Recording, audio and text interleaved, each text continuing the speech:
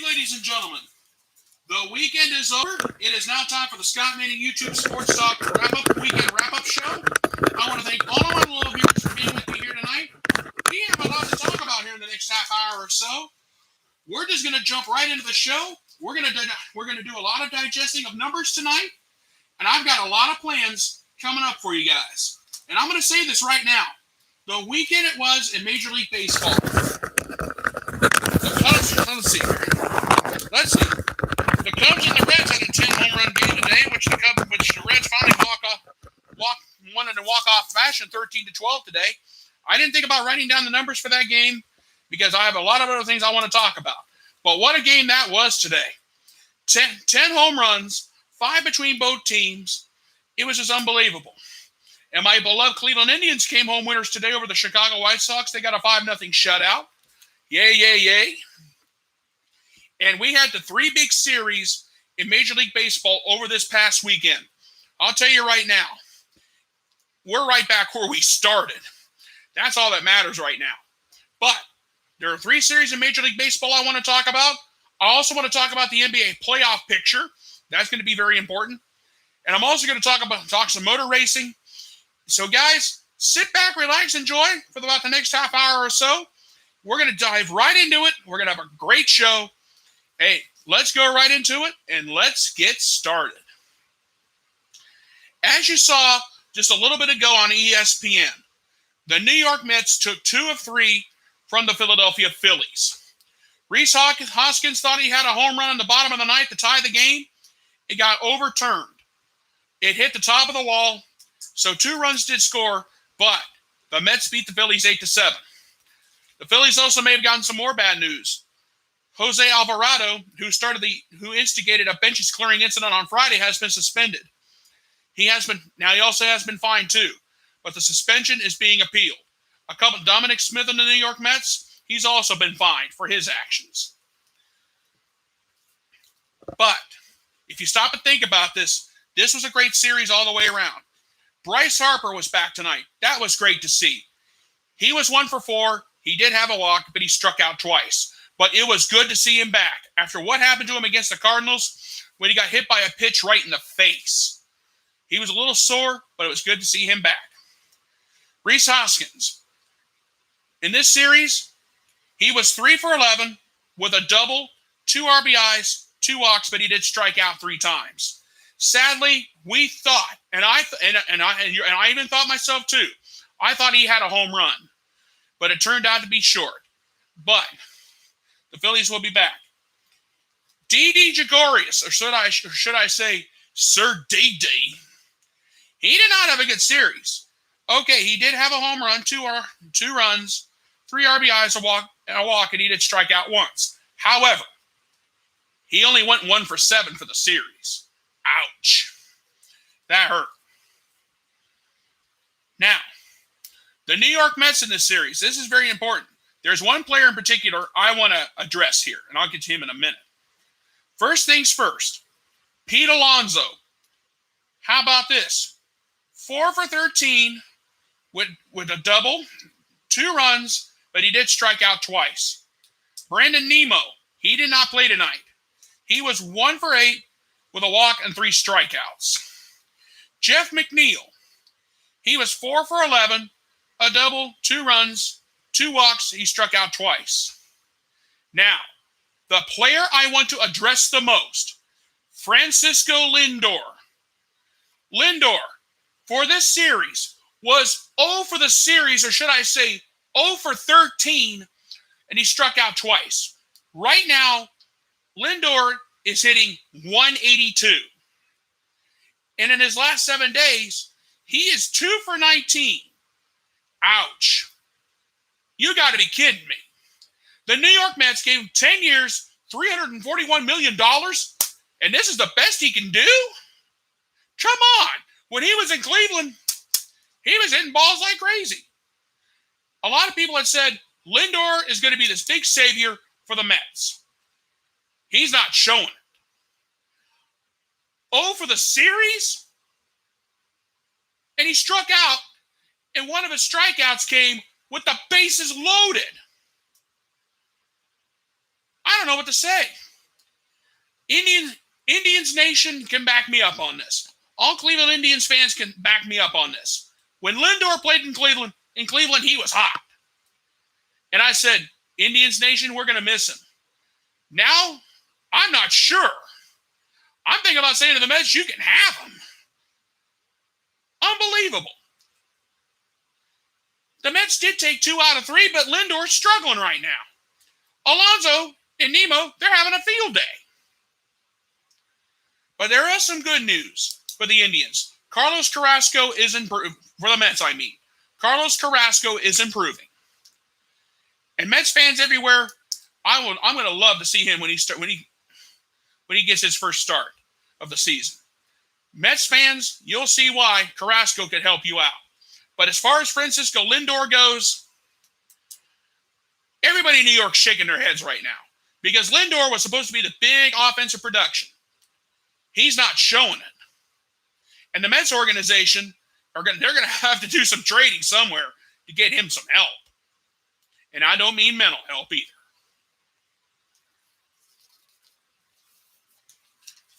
But you know something, though? Despite all this, the Nationals lead the National League East. Despite all this, is so tight. Even the last place Marlins, who are struggling, they're only 2 games out of the division lead. The NL East right now, it's crazy. The Washington Nationals, the New York Mets, they're only playing .500 ball, and they're tied for the top of the division right now. The Braves just got swept by the Blue Jays. The Nationals were winners today. The Marlins, they're struggling. So the National League East right now is at a virtual standstill. I don't know what to say. To be quite honest, I have never seen an Eastern division. We're not talking about the National League East here. Is this going to be the new competitive division in baseball right now? I would have to say yes, if you stop and think about it. And there's nothing more you can say. I have never seen anything like this in all my years of watching Major League Baseball. And that's all I can say. All right. If you're watching me tonight, drop me a comment, drop me a line, send your comments. Keep your comments coming. I've got the comments section all set and ready for you if you want to use it. And I'm live right now. Any comments you want to share, please feel free. And I want you guys to think about this for a minute. This is your show too. I'm here every weekend. I really am. All right. We got to move on. The Milwaukee Brewers took 3 out of 4 from the Los Angeles Dodgers. The Dodgers had lost 3 in a row and were in danger of getting swept. And then they decided to send a rookie pitcher to the mound. He pitched 4 innings, gave up 11 hits, 11 earned runs, gave up a bunch of home runs like you wouldn't believe. Now, the Dodgers did beat the Brewers today 16-4. I'll give them that. But they struggled against the Brewers before today's game. I want to go back to Saturday night for a minute. The Dodgers had a chance to win it. They had a shot at winning the ball game. Then the bullpen let them down. And the Brewers came back and won on Saturday night. I didn't get to see that game because I had something else going on. But if you stop and think about it, the Brewers took 3 out of 4. That was really good. Let's go over the Brewers' numbers real quick, if you think about this. Kelton Wong, 3 of 14 with a double, an RBI, but he did strike out twice. Jackie Bradley Jr., 2 for 13. He did have a home run and 2 RBIs, but he did have 2 walks, and he did strike out 4 times. Avisail Garcia, the best of the bunch, 5 of 13 with 2 RBIs. He did have 4 walks, but he did strike out 4 times. Travis Shaw, 3 for 11, but that's being offset with 2 home runs, 4 RBIs, a walk, but he did strike out twice. The Brewers own this series despite the fact they got their doors blown off today. For the Los Angeles Dodgers, and this is huge. Let's see here. Chris Taylor, 4 for 12 for the series. 2 Ks, two walks, but he did have 5 runs. Corey Seager, 3 for 14 with 2 runs, a walk, but he did strike out 4 times. Justin Turner, the decent one of the bunch, 5 for 15, an RBI, a walk, 2 runs, but he did strike out 4 times. Max Muncy, he did not play today, but for the series, 1 for 10 with 5 Ks. That would get him sent to the principal's office if I had it my way. Will Smith, he did so-so. 5 for 19 with 2 walks, 3 RBI, 3 walks, a double, and 2 RBIs. Not bad. Much better for him. AJ Pollock, the best of the bunch. 5 for 18, 3 home runs, 9 RBIs, 7 runs, 2 Ks. Most of that was today. Yow. Where were you, Pollock, earlier in the series? Where were you? That's what Dodger fans are asking right now. Mookie Betts. He was 3 for 12 with a home run, an RBI, 2 walks, and 2 strikeouts. The Brewers pitching dominated this series until Sunday. That's all there was to it. I mean, in the first 2 contests, the Dodgers only scored a grand total of 2 runs. They put 5 on the board on Saturday, but the bullpen let them down. But today, the Dodger bats came alive at the right time. They avoided getting swept. That is the most important thing right now. And if you stop and think about it, the National League West is so tight, you would almost have a hard time squeezing into a pair of skinny jeans. This was a huge series. This was a big one. But there's another series that we need to talk about too. The Padres and the Giants. Now, the San Diego Padres did take 2 of 3 from the Giants. The Giants came home winners today, 7-1. They avoided the sweep. And for this series, it was a biggie. For the Padres in the series, Eric Hosmer, 3 for 9 with an RBI, 3 walks, but he did strike out once. Fernando Tatis Jr., it was a biggie. He was only 1 for 10, but he had a home run, an RBI, struck out 3 times, and he walked twice. Ouch. Manny Machado got his first ever hit against the Giants, going 1 for 12 with a home run, 3 RBIs, and a walk. That was about the only bright spot for him.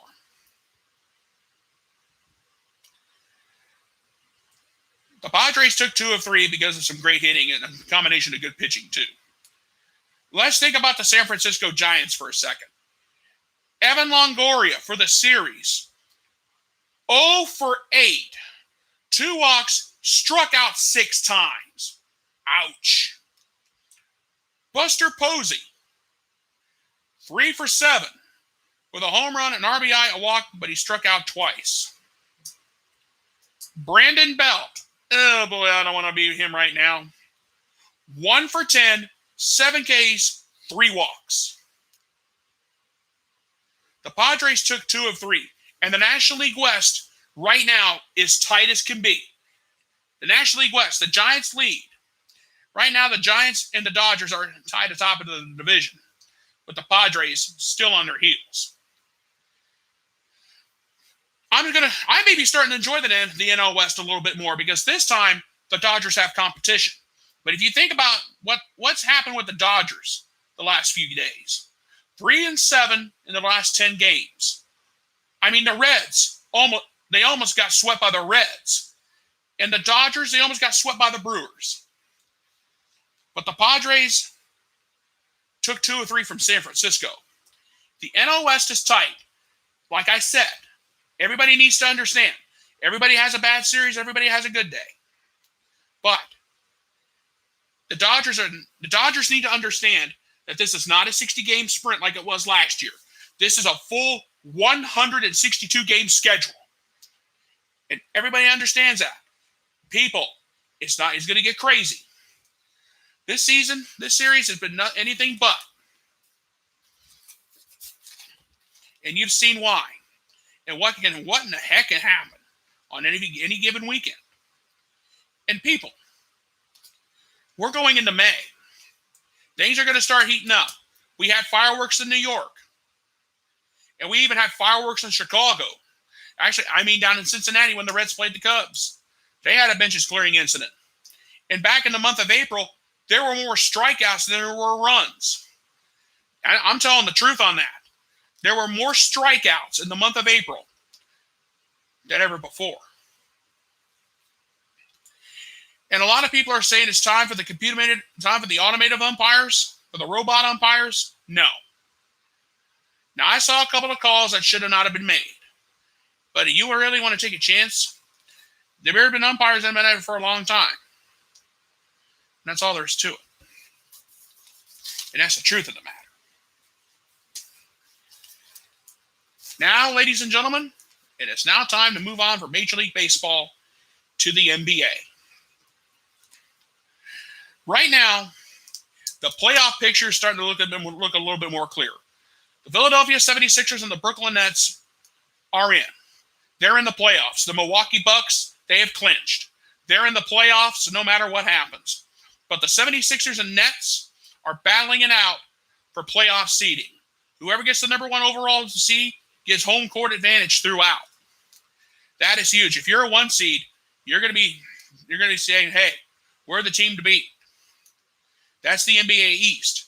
And right now in the West, the Utah Jazz and the Phoenix Suns are the only 2 teams to clinch out West. But I want to talk about the 7-10 zone. The 7-10 zone is that play-in tournament. That play-in playoff or whatever you want to call it. As it stands right now, if the NBA playoffs were to start tomorrow, in the Eastern Conference, the 7 through 10 teams would be the Boston Celtics. Yes, the Boston Celtics. Can you believe I'm saying that? The 8th seed would be the Charlotte Hornets. The 9th seed would be the Indiana Pacers. And the 10th seed would be the Washington Wizards. The 7 and 10 seeds would play each other, and then the 8-9 seeds would play each other. And it's that simple. And the play-in tournament starts on May 18th. And I've seen crazy things happen. In the NBA Western Conference, the 7 and 10 teams would be, the 7th seed would be the Dallas Mavericks. The 8th seed would be the Memphis Grizzlies. The 9th seed would be the Golden State Warriors. Boy, what a difference a couple of years make. And the 10th seed would be the San Antonio Spurs. Dallas would play San Antonio, and Memphis would play Golden State. It's that simple. The reason why I talk about the 7-10 zone is because this is where you don't want to be going into the playoffs. Right now, you don't want to be in this area. It's a mess. And the play-in tournament starts on May 18th. That's a Tuesday night. And I'll tell you, as crazy as it's been, I would not want to be in that part of the board. But the most beautiful thing about the NBA is you're seeing a lot more competition than you have over the many years. And I want to talk about the NBA a little bit more. And this is practically about LeBron James. And this is a true story. There is a restaurant in Southwest Ohio, down around the Cincinnati area, that has said, we will not show no more NBA games until LeBron James is expelled from the NBA. Now, what's the reasoning behind this? Well, it's very simple. Remember some time back when about that 16-year-old child, the 16-year-old kid that was murdered in Columbus by a Columbus police officer? And he basically spoke his opinion, but it hurt him. He deleted the tweet, but the damage has already been done. I'm not going to talk about what happened. I'm not going to talk about that. But I want to talk about LeBron James. LeBron James needs to be worried about playing basketball. I know there's a lot of other things going on. I'm not going to go any further. But to that restaurant in Southwest Ohio, I don't remember the name of the restaurant. I really don't. But I will say this. To that restaurant, it's getting applauded. There's a lot more positive to come out of there. And there's a gas station that said thank you for not showing the NBA. And I've learned as a child, Sports and politics do not mix. That's why I was very selective on my wording. I'm trying to address the issue, but I'm trying to be careful, but I'm not trying to go political. I'm not a political show. If you want politics, go somewhere else. A lot of people have asked me to address it. I have said no because I'm strictly a sports show. And that's the way it's going to be. And that's how it's going to be, and it's going to stay that way. All right. Let's move on. Well, did any of you guys have a chance to see the NASCAR Cup race today from Kansas? We have our 10th different winner in 11 races. Kyle Busch came home the winner today in Kansas, and today is his 36th birthday. Happy birthday, Kyle. I still don't like him. I'm sorry, I shouldn't sound that way, but I don't like Kyle Busch for anything because he's a snot-nosed kid and he has an attitude. And I'll tell you what, there's some of these older guys who would love to give him an attitude adjustment. If you smell it, if you see what I mean. If you know what I mean, I should say. Well, Kyle Larson, I feel bad for him. Led a race high 122 laps, came home 19th. But I will say this, though. Kevin Harvick, a nice finish for him today. He came home second. He's still looking for his first win of the season. But 10 different winners in 11 races. This year's battle for the Cup Championship is more competitive right now than it ever has been before. New winners are emerging. It all started back in February in the Daytona 500 with Michael McDowell. The Penske team each has a win. That's a good thing. But what will happen next Sunday? Where are we going? You want to know? We're going to Darlington and an old throwback weekend. The NASCAR race at Darlington, the Cup race at Darlington has a throwback scheme weekend. And I've got 4 drivers who have released what they're going to be doing with their cars next weekend. Kyle Larson. He's going to have the colors of his first go-kart ride. Honestly. Chase Elliott, and the number 9. He's going to have the Hooters colors paying tribute to the late Alan Kulwicki. Alan Kulwicki, the 92 Cup champion, the last owner-driver ever to win the championship. Joey Logano, and this is kind of an interesting one for me. He's going to have the colors of Mario Andretti's first Formula One win all the way back in 1971. And Mario was driving a Ferrari. It was a miracle that he didn't get killed. Because I'll address that in a minute. And William Byron, he is going to be paying homage to the late Neil Bonnet. Neil Bonnet, a former, never won the Daytona 500, never won the championship, but he knows how to win Talladega, and he knows how to win races at Daytona. But I want to go back to Joey Logano for a second. It was kind of interesting that he's decided to pick the colors of Mario Andretti's first F1 win. And at that time, Mario was driving a Ferrari, and he wanted to drive a Ferrari. And I'll tell you what, there's a lot of drivers who have lost their lives driving for Enzo. I'm not making this up. A lot of people said that the Ferrari was a killing machine of motor racing. But I'm not going to go any further than that at this moment. And also today, too, the IndyCar race at Texas. Pato O'Ward scored his first IndyCar win today at the Texas Motor Speedway. But in race 2, there was a crash just literally right after the green flag. It eliminated some great cars, too. Pietro Fittipaldi was gone. Sebastian Bourdais, he was a favorite to win today. He was out early. Alexander Rossi, the 2016 Indy champ. Ed Jones, he had a good shot today. Dalton Kellett, not really good chance. But Connor Daly, those 6 cars were taken out before the green flag, just right after the green flag fell.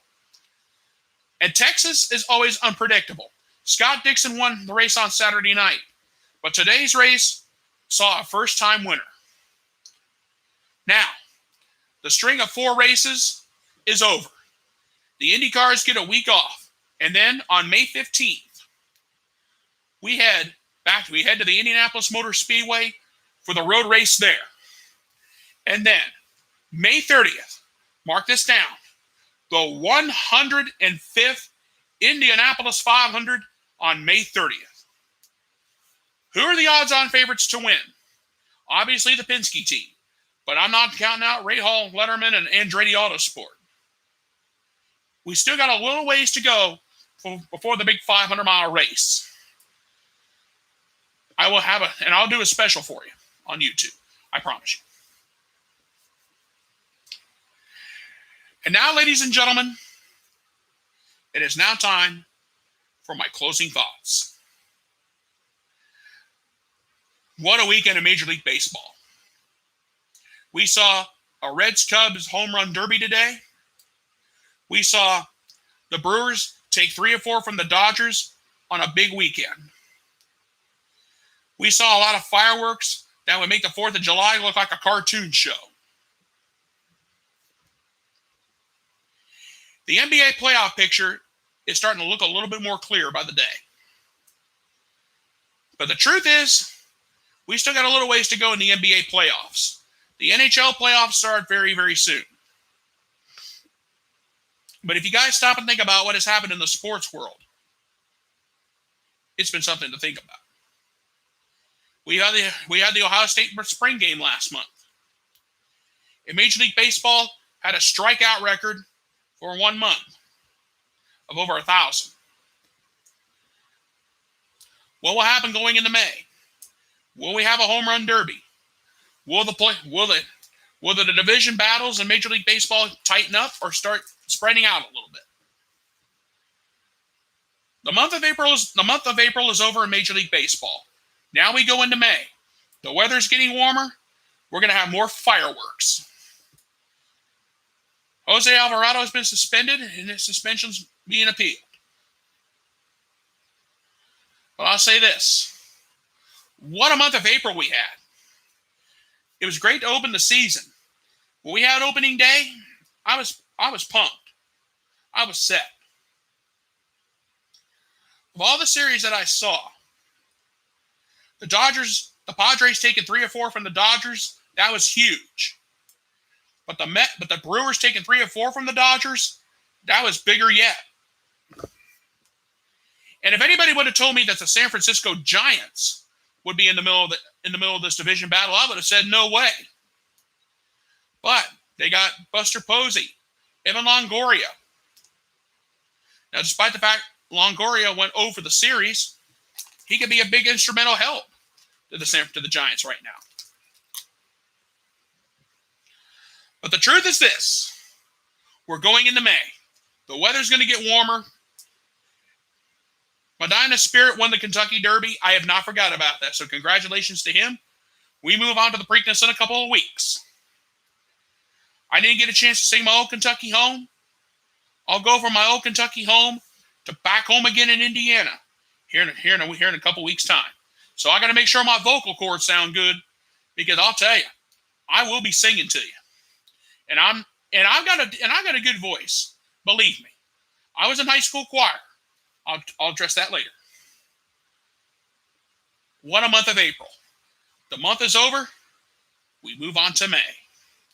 We're into May now, and the weather's going to get warmer. And the competition in all the major sports is going to get better by the second. You can mark my words. It's going to be fun. And right now, I'm enjoying this. And there's no more, and I have nothing more to say on this night. Okay, folks, I'm going to go ahead and get on out of here. Thank you so much for being with me here tonight. Please subscribe to my YouTube channel. My name is Scott Manning, all Manning, no relation to Peyton or Eli. Just type my name down, scroll down, look for this pretty face. You can watch me live, or you can see all the shows you can see the shows that I have done so far. I will be back here Friday at 12 noon for the Scott Manning YouTube kick. Actually, this week, I'm going to have to do the YouTube kickoff on Thursday night, because I have something else going on Friday. I'm getting some new furniture put into my home on this Friday, so I may have to move the show up to Thursday night. I have not decided yet. I'll see how everything goes, and I'll send a message to you guys here in a couple of days. But in the meantime, I'll see you back here Friday, hopefully. It'll probably be either Thursday night or Friday afternoon. I haven't decided yet. But I will be back here next Sunday night for the wrap-up show. You guys have a great night. Thank you so much for being with me. I'll be back here next Sunday night at 11:30 for the YouTube Weekend Wrap-Up Show. And you can watch me on Facebook on Saturday morning at 11:30 as I get you ready for the weekend. Thank you guys so much for being with me. You guys have a great night. God bless. Good night, everybody, and I thank you.